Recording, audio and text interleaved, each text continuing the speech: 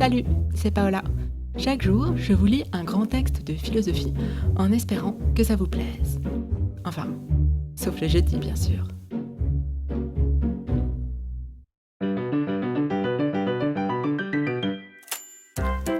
Semaine 1, vive la philosophie. Aujourd'hui, lundi, l'amour philosophe. Platon, le banquet. Vers 380 avant Jésus-Christ.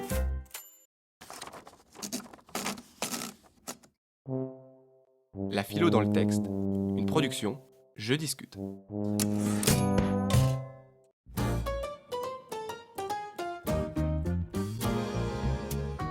Platon est un philosophe grec de l'Antiquité, disciple du philosophe Socrate. Au début de son livre, Le banquet, Platon met en scène un certain Apollodore, disciple lui aussi de Socrate. Apollodore discute avec un de ses riches amis, un homme d'affaires. Cet homme d'affaires a entendu parler d'un banquet célèbre organisé plusieurs années auparavant par le poète Agathon, et auquel participait Socrate.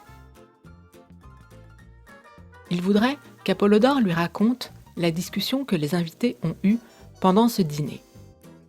Ils ont parlé de l'amour. Apollodore, qui a déjà fait le récit de cette discussion à un autre de ses amis quelques jours auparavant, se réjouit de recommencer. En effet, il adore les discussions philosophiques.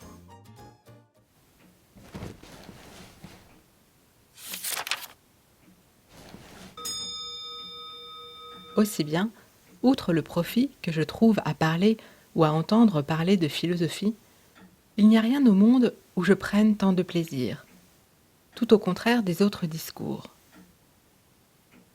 Je me meurs d'ennui quand je vous entends, vous autres riches hommes d'affaires, parler de vos intérêts. Et je regrette votre aveuglement. Vous pensez faire des merveilles, et en vérité, vous ne faites rien de bon.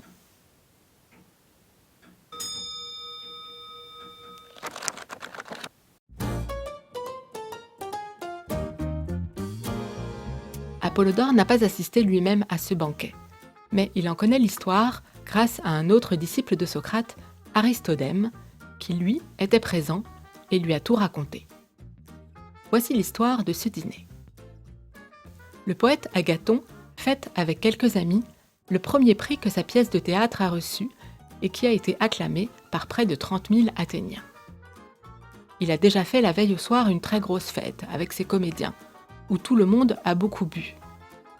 Les invités du dîner sont d'accord pour ne pas recommencer et préfèrent passer la soirée à discuter. Ils demandent à la joueuse de flûte de se retirer. Mais de quoi parler ? L'un des invités, Eryximach, propose que chacun fasse à son tour un éloge du dieu de l'amour, Eros. Eryximach s'étonne en effet que les poètes et les orateurs fassent l'éloge de tout, même du sel, mais jamais de l'amour. Socrate, qui s'est fait volontairement attendre et n'a rejoint la joyeuse compagnie des invités qu'à la moitié du dîner, se réjouit de cette proposition, lui qui, comme il dit, ne fait profession de ne rien savoir d'autre que l'amour. Apollodore continue son récit en résumant à son ami les discours tenus par les principaux invités du dîner. Apollodore relate pour commencer le discours de Phèdre, puis celui de Pausanias, celui d'Eryximach, le célèbre discours d'Aristophane sur le mythe de l'androgyne, puis le discours du poète Agathon, qui a organisé le dîner. Vient enfin le tour de Socrate. Apollodore raconte que Socrate refuse alors de faire un pur exercice d'éloquence, comme les autres invités. Socrate, avec son ironie habituelle, dénonce en filigrane ces beaux discours qui ne recherchent pas la vérité, mais veulent juste produire un effet sur leur auditoire. Socrate commence sa prise de parole ainsi.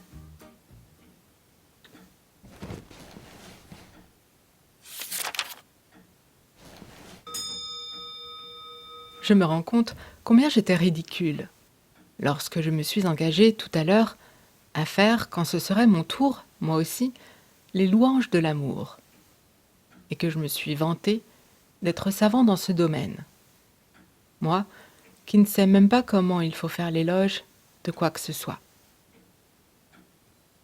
En effet, jusqu'ici, j'avais eu la folie de croire qu'on ne peut faire entrer dans un éloge que des choses vraies, que c'était là le fond, et qu'il ne s'agissait plus que de choisir entre toutes ces choses les plus belles, et de les placer le plus convenablement. J'étais donc sûre de bien parler, puisque je connaissais la vraie manière de faire un éloge. Mais il semble que cette méthode ne soit pas la bonne, et qu'il faut attribuer les plus grandes perfections à l'objet qu'on a entrepris de louer, soit qu'elles lui appartiennent, soit qu'elles ne lui appartiennent pas. La vérité ou la fausseté n'ayant en cela nulle importance. Il a été convenu à ce qu'il semble que chacun de nous ferait semblant de louer l'amour, au lieu d'en faire l'éloge réellement. Voilà pourquoi, apparemment, vous vous appliquez à lui attribuer toutes les perfections, et vous le faites si grand et la cause de si grandes choses, afin qu'il paraisse très beau et très bon aux ignorants, et non certes aux gens éclairés. Cette manière de faire un éloge est fort belle et fort imposante, mais elle m'était tout à fait inconnue lorsque j'ai promis de parler. C'est donc ma langue et non mon cœur qui a pris cet engagement. Veuillez m'en dispenser. Je ne vous ferai pas encore aujourd'hui un éloge de ce genre, car je ne le pourrai absolument pas. Mais si vous le voulez, je parlerai à ma manière, ne m'attachant qu'à dire des choses vraies, sans me donner ici le ridicule de prétendre faire un concours d'éloquence avec vous. Ainsi, voyez si vous voulez vous contenter d'un éloge qui ne passera pas les bornes de la vérité, et dont le style sera tout simple.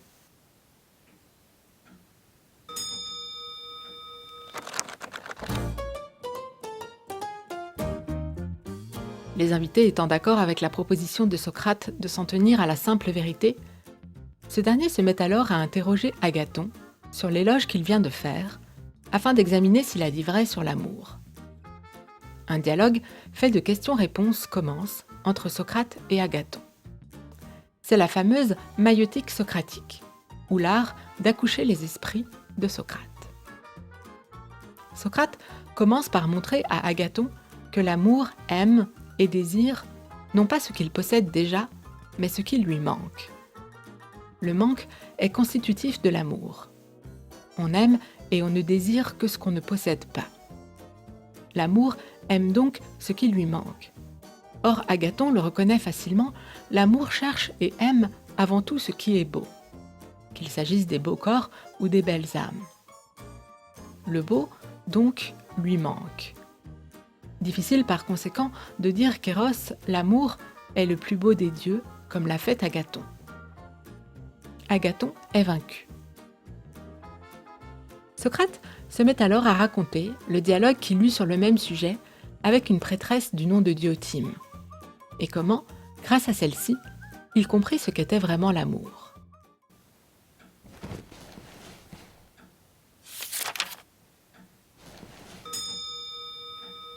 J'avais dit à Diotima presque les mêmes choses qu'Agathon vient de dire, que l'amour était un dieu grand et beau.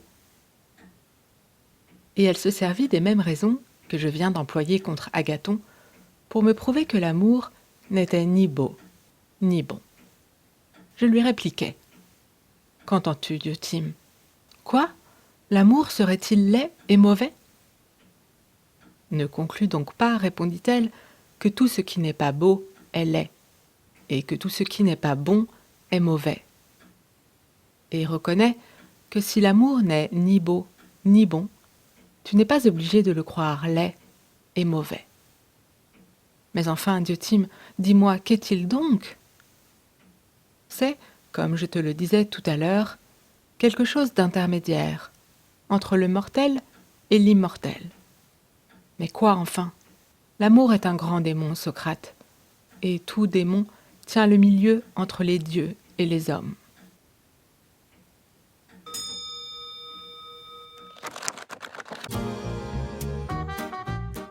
Socrate demande alors à Diotima de lui raconter l'origine du démon Eros.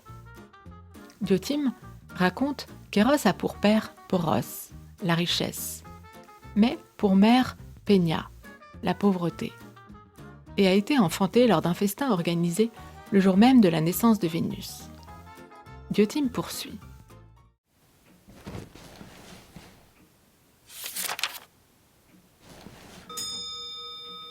L'amour est toujours pauvre, et non pas délicat et beau, comme la plupart des gens se l'imaginent. Il est maigre, défait, sans chaussures, sans domicile.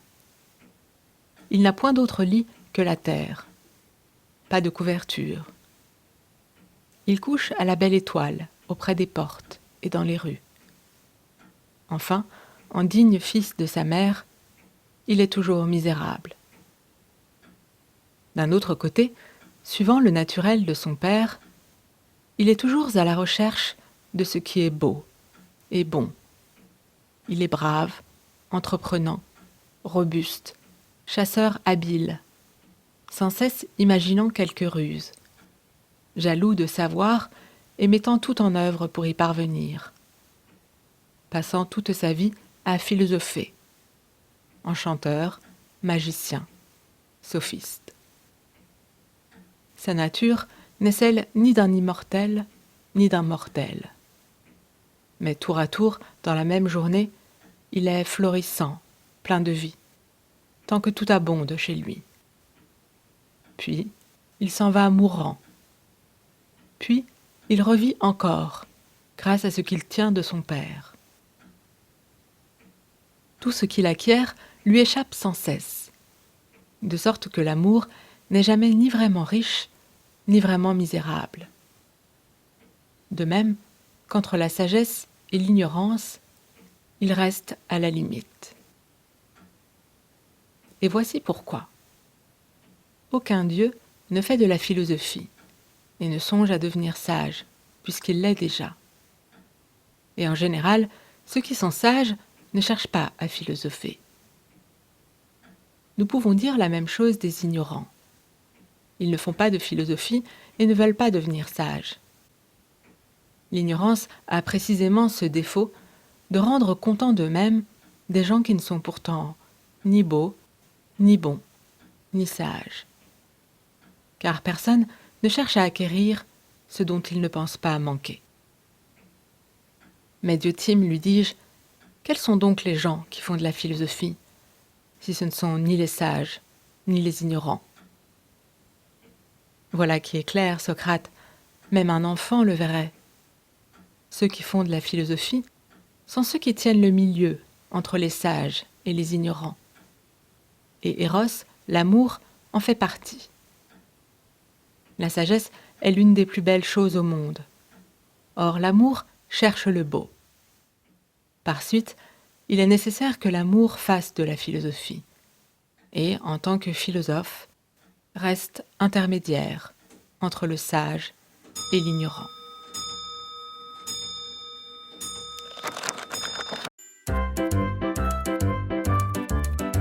C'était Platon, le banquet. Vers 380 avant Jésus-Christ.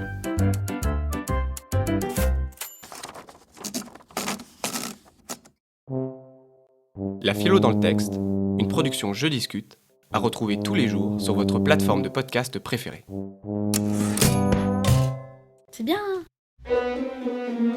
Si certains d'entre vous ont envie de se servir de ce podcast pour animer des ateliers philo, que ce soit au collège, au lycée, en médiathèque, dans des cafés, des salons, des centres sociaux, culturels ou dans plein d'autres endroits, vous trouverez tous nos conseils dans le lien en description.